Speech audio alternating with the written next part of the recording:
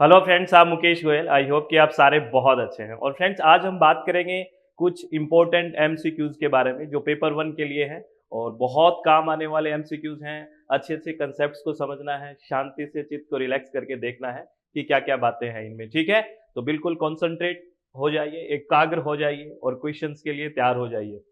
इससे पहले कि हम क्वेश्चंस के बारे में कुछ बात करें फ्रेंड्स, मैं आपको एक इन्फॉर्मेशन दे देता हूं। और वो इन्फॉर्मेशन ये है कि प्ले स्टोर में अपनी ऐप है जिसका नाम है SWMG, यानी कि सक्सेस विद मुकेश गोयल।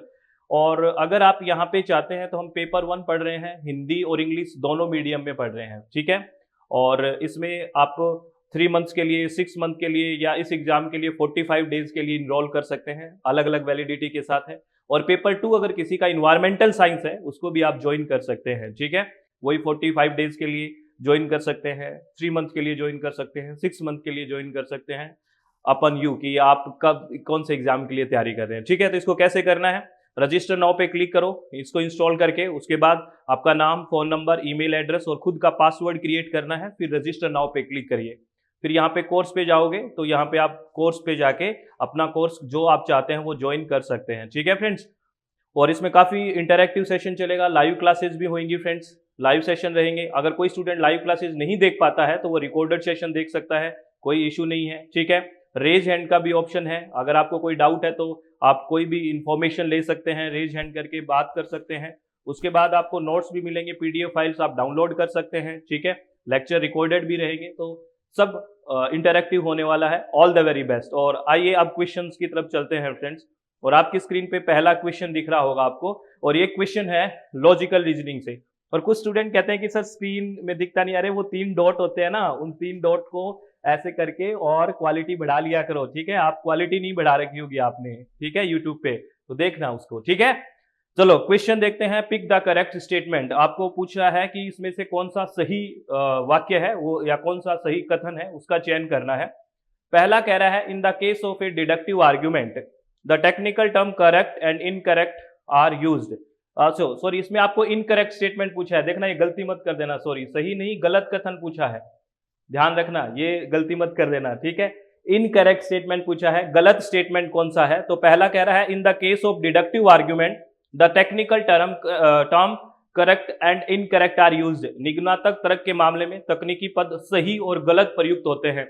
आपको पता है जहां पे आर्ग्यूमेंट आ गया वहां true and false, correct and incorrect नहीं होता, वहां पे वैलिड और इनवैलिड होता है, वैध और अवैध। आपको पता होगा इस बात का। तो ये पहला ही स्टेटमेंट गलत हो गया। पहला ही स्टेटमेंट, हम बात करते हैं ना आर्ग्यूमेंट क्या चीज होती है, तर्क वाक्य, परमिसिस पूर्व पक्ष वाक्य क्या होता है, कंक्लूजन निष्कर्ष, स्टेटमेंट वाक्य। तो आर्ग्यूमेंट जैसे चीजों के लिए हम कभी भी इनकरेक्ट, करेक्ट, ट्रू, फॉल्स ये यूज नहीं करते हैं। आर्ग्यूमेंट के लिए हम हमेशा वैलिड या इनवैलिड यूज करते हैं। तो पहला ही स्टेटमेंट जो है वो आपका क्या हो गया, गलत हो गया है। फर्स्ट स्टेटमेंट ही गलत हो गया है कि ये कह रहा है कि आप निगमनात्मक तर्क पद के मामले में सही और गलत प्रयुक्त होते हैं, नहीं होते। ठीक है, तो पहला ही स्टेटमेंट है वो गलत है। सेकंड क्वेश्चन क्या कहता है फ्रेंड्स, सेकंड क्वेश्चन है अनुमाना से। ठीक है, आपको पता है अनुमाना है जो हम 6 प्रमाण की बात करते हैं, ठीक है ना, प्रमाणा की बात करते हैं जिसमें अनुमाना भी एक प्रमाण है। और इसके बारे में क्वेश्चन है, और ऑप्शन देख के और क्वेश्चन को पढ़ के आपको लग रहा होगा कि अनुमाना को हमने क्लासिफाई किया है, वर्गीकृत किया है, किस किस आधार पे, साइकोलॉजी के आधार पे किया है और व्याप्ति के आधार पे किया है। साइकोलॉजी के आधार पे पूर्ववत, शेषवत और सामान्यतो दृष्ट। और अगर बात करें व्याप्ति के आधार पे तो हमने केवलनावी, केवलनावित्रिकी ऐसे किया है ना क्लासिफिकेशन। तो आपसे ये पूछा है, ये साइकोलॉजी वाला क्वेश्चन है। ठीक है, साइकोलॉजी के आधार पे अनुमाना को जिसमें क्लासिफाई किया है। क्वेश्चन है, the middle term is related to the major term. ठीक है, as it cause and antecedent to it we pass from the knowledge of antecedents cause to that of consequent effect, it is known as। हेतु साध्य से इस कारण के रूप में शब्द है, इसका पूर्व पद भी है। हम सभी पूर्व पद कारण ज्ञान से उस परमाणिक प्रभाव तक पहुंचते हैं, इसे क्या कहते हैं। यानी कि आप किसी इफेक्ट तक पहुंचने की कोशिश कर रहे हो, किसको, ये क्या कर रहे हो, ये जो इसमें आपको 2 चीजें होती है, एक तो कोज होता है, ठीक है, और एक होता है इफेक्ट होता है। तो इसमें आपको कोज पता है और इफेक्ट तक पहुंचने की कोशिश कर रहे हो। जैसे हम एक एग्जांपल लेते हैं कि आपने बाहर गए और काले बादल देखे, तो आपने क्या अनुमान लगाया, आपने अनुमान लगाया कि बारिश हो सकती है।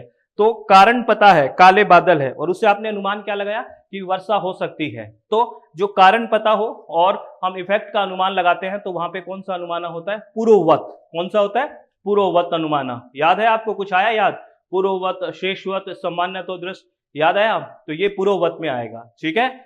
चलो बहुत बढ़िया, नेक्स्ट क्वेश्चन की तरफ चलते हैं। नेक्स्ट क्वेश्चन बड़ा अच्छा क्वेश्चन है, ये अनुमाना के, ये अनुमाना आपका बहुत इंपॉर्टेंट है फ्रेंड्स, बहुत इंपॉर्टेंट है। अनुमाना में बात करें तो हम कई जो न्याय सिलोजिज्म में बातें करते हैं ना कि प्रतिजना क्या होती है, ठीक है ना, हेतु क्या होती है, उदाहरणा क्या होता है ना, उपन्याया क्या होता है, निगमाना क्या होता है, इससे संबंधित ये क्वेश्चन है। अगर बात करें प्रतिज्ञा, या एक तरह से इसमें इंग्लिश में पढ़ो तो प्रतिजना लगता है, प्रतिज्ञा है ये हाइपोथेसिस, परिकल्पना। तो इसमें आपको मैच करना है। तो परिकल्पना क्या बनाते हो आप, आपने किसी पहाड़ी पे धुआं देखा, ठीक है, तो आपने क्या बोला कि वहां आग होगी, तो वहां आग होगी, इट्स योर प्रतिज्ञा, ये आपका हाइपोथेसिस, परिकल्पना है। तो सबसे पहले यही पूछा है कि थीसिस या फिर जो प्रतिज्ञा है या थीसिस है उसमें क्या होएगा, वही कि द माउंटेन हैज फायर, यानी कि पर्वत पर आग है। ए का 3 कर दीजिए, ए का 3 कर दीजिए, ठीक है। ये आपका सबसे पहले आपने परिकल्पना की। ए का 3 तो कई सारों में है, सेकंड में भी है, थर्ड में भी है, फोर्थ में भी है। चलो बी की तरफ चलते हैं। रीजन, हेतु, हेतु और रीजन, कारण। कारण क्या है ये कहने का कि वहां आग है, कारण वहां पे आपने धुआं देखा, तो because of smoke, sorry because of smoke आ जाएगा। हेतु क्या आ जाएगा, धुएं के कारण। बी का 1, बी का 1, बी का 1, बी का 1, ए का 3, बी का 1। अरे वाह, ये तो एक में ही है, यानी कि सेकंड में आ गया, इसका सेकंड ऑप्शन हो गया, ए का 3, बी का 1। सी क्या है, एग्जाम्पल, यानी कि उदाहरणा।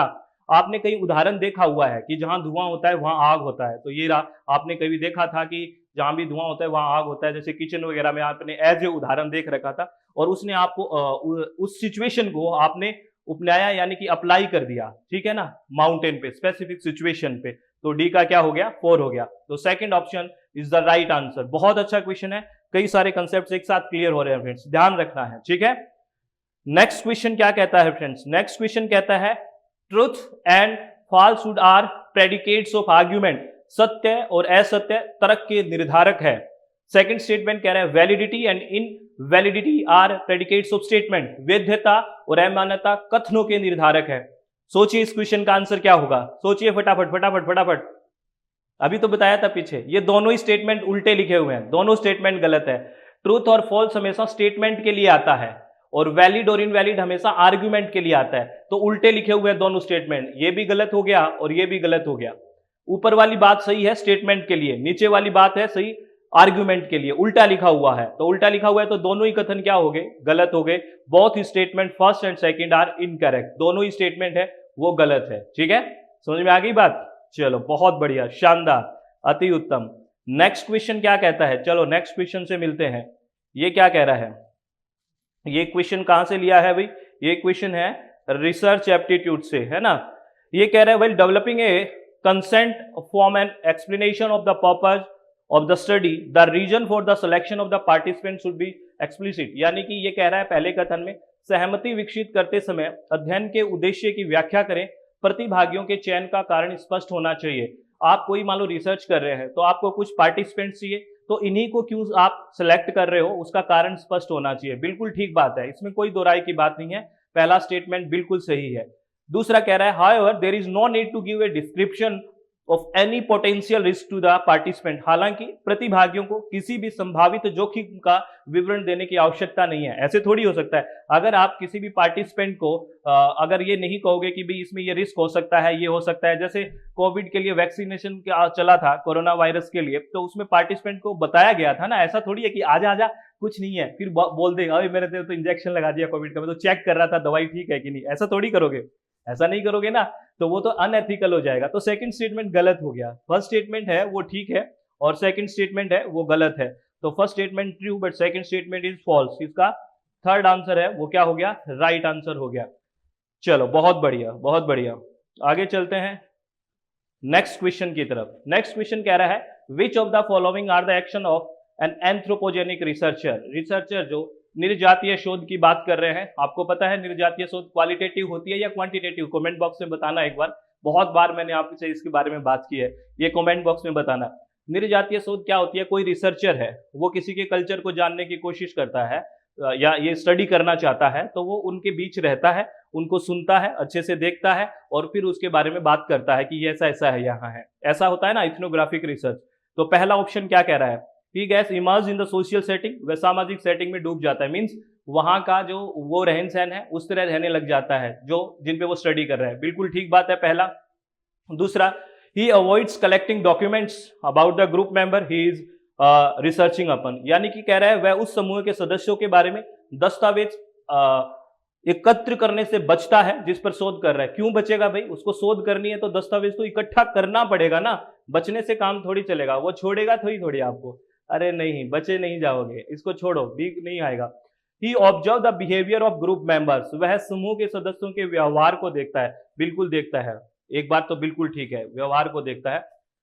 और he listen to their conversation, वह समूह के सदस्यों की से उनका बातचीत सुनता है, बिल्कुल कन्वर्सेशन करेगा, व्यवहार देगा तभी तो उसके कल्चर के बारे में बात करेगा, तो ये भी ठीक है।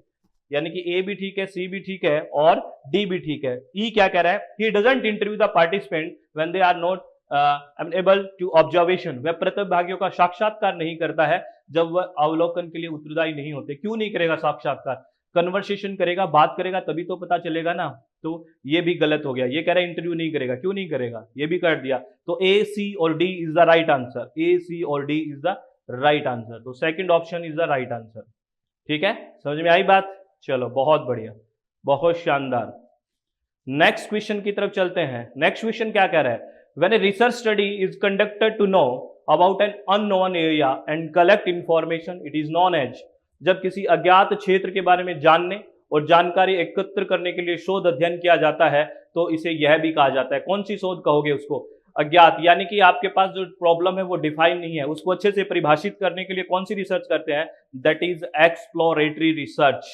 कौन सी होती है, एक्सप्लोरेटरी रिसर्च, इसको एक्सप्लोरेटरी रिसर्च बोलते हैं, ठीक है ना, एक्सप्लोरेटरी रिसर्च। इसको हिंदी में अन्वेषणात्मक शोध या खोजपूर्ण शोध, अन्वेषणात्मक शोध, ठीक है, ये याद रखना, या खोजपूर्ण शोध, एक्सप्लोरेटरी रिसर्च, ठीक है फ्रेंड्स, ये ध्यान रखना। नेक्स्ट क्वेश्चन, ये भी बड़ा शानदार क्वेश्चन है, अभी किया है, देखो क्या है, लैंग्वेज चेंज है।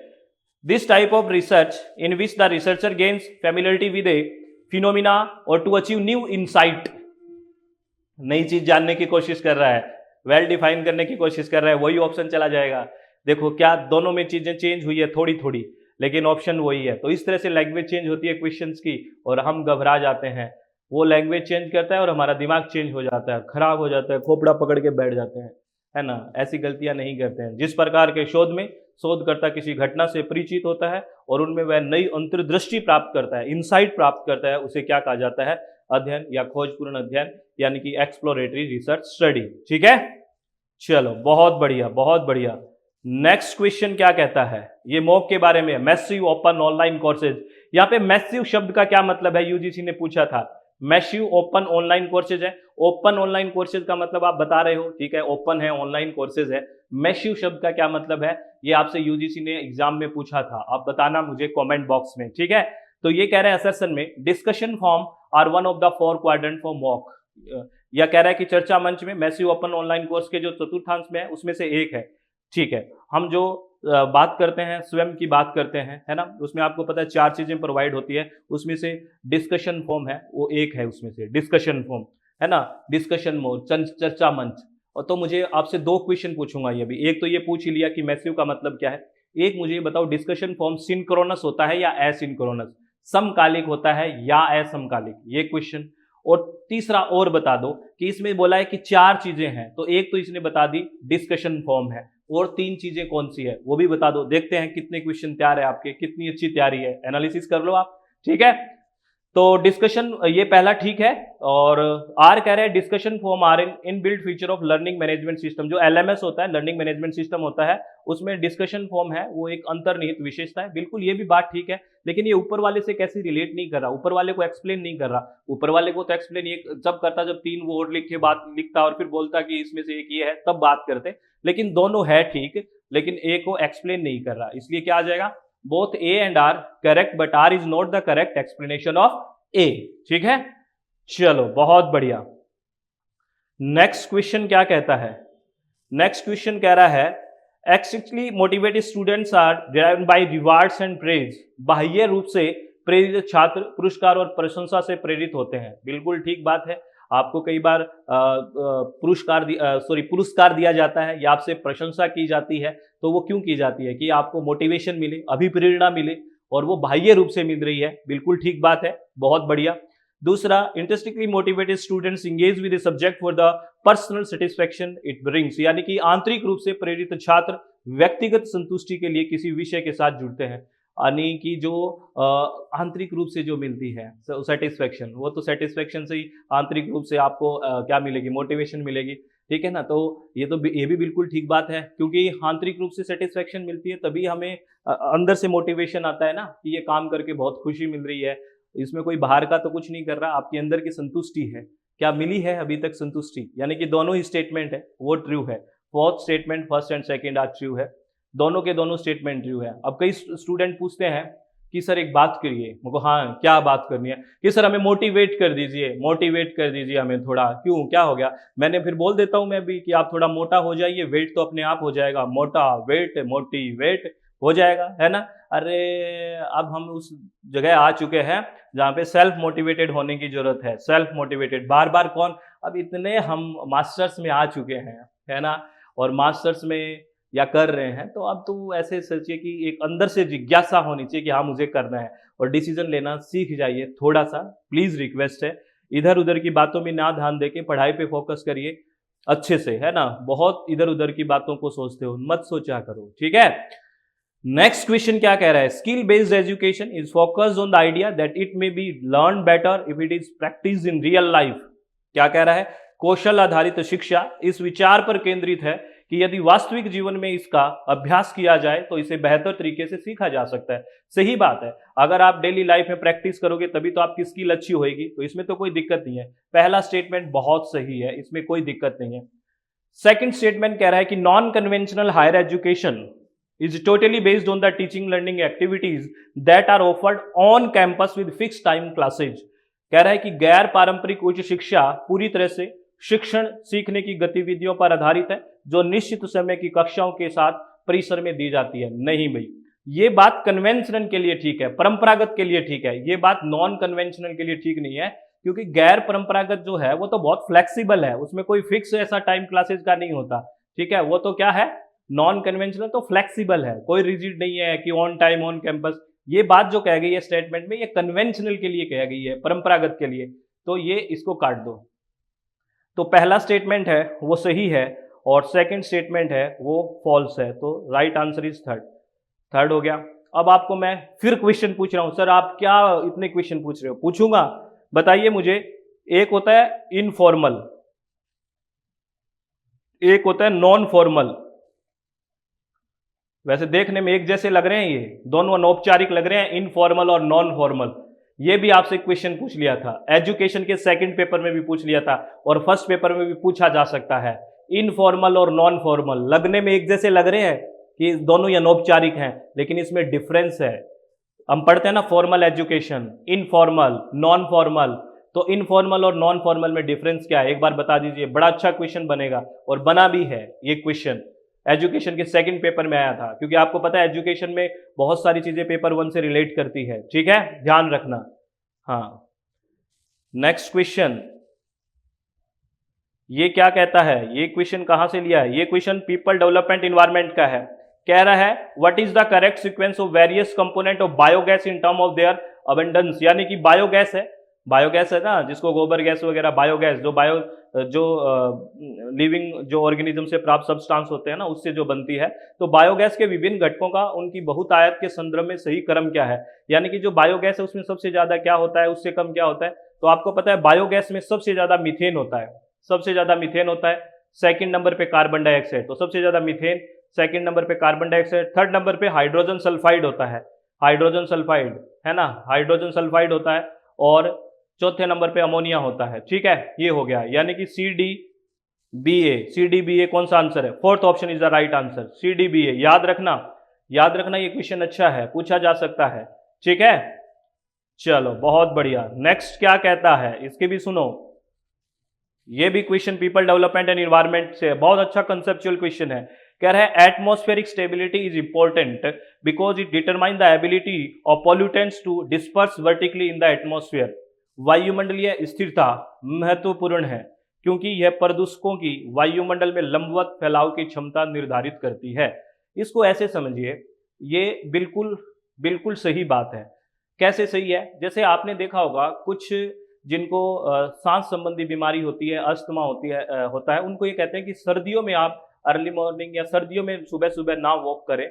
इसके पीछे का कारण क्या होता है कि सर्दियों में जो टेम्परेचर होता है वो कम होता है, तो उससे क्या होता है, जो एटमॉस्फेयर है वो काफी स्टेबल होता है, क्योंकि ठंडा होने के कारण जो पॉल्यूटेंट्स होते हैं वो नीचे ही रह जाते हैं, नीचे ही रहते हैं, ऊपर नहीं जाते। अगर गर्म करोगे तो ऊपर की तरफ फैलाव करेगा।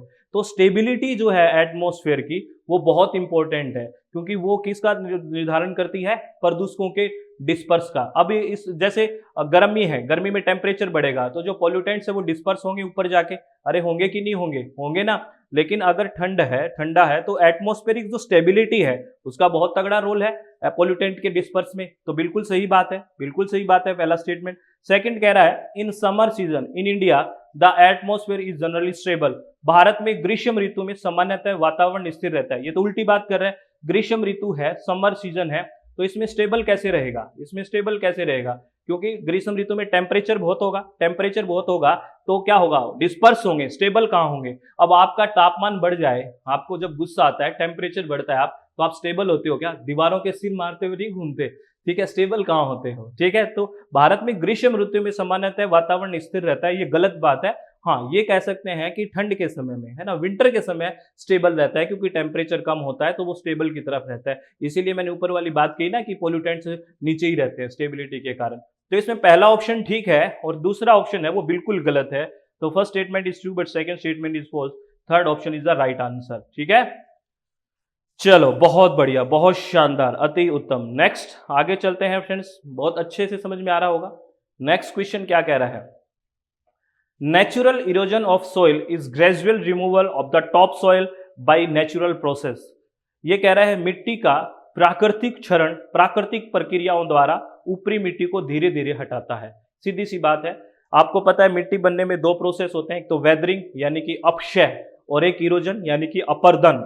अपक्षय क्या होता है? जब कोई रॉक होती है वो टूटती है, चट्टान टूटती है, चट्टान टूटेगी तो वो क्या होता है? दैट इज वेदरिंग, अपक्षय। वो किसी भी कारण हो सकती है, फिजिकल, केमिकल, बायोलॉजिकल, भौतिक, रासायनिक या जैविक, किसी के कारण से वो टूट सकती है। वो टूटेगी और उसको फिर नेचुरली बहा के ले जाएगी, कोई तो विंड बहा जाए, पानी बहा के ले जाए, तो वो होता है इरोजन।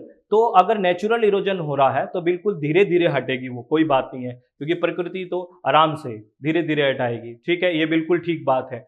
ठीक है, लेकिन सेकंड स्टेटमेंट क्या कह रहा है? Accelerated erosion of the soil is caused due to man made activities. यहां तक बात ठीक है, क्योंकि हम बहुत सारी ऐसी गतिविधियां करते हैं, कंस्ट्रक्शन वगैरह इस तरह से, तो हमारा जो इरोजन बढ़ा देते हैं, बहुत तेज हो जाता है। इसीलिए आपको पता है फर्टाइल सॉइल की दिक्कत हो रही है बहुत ज्यादा।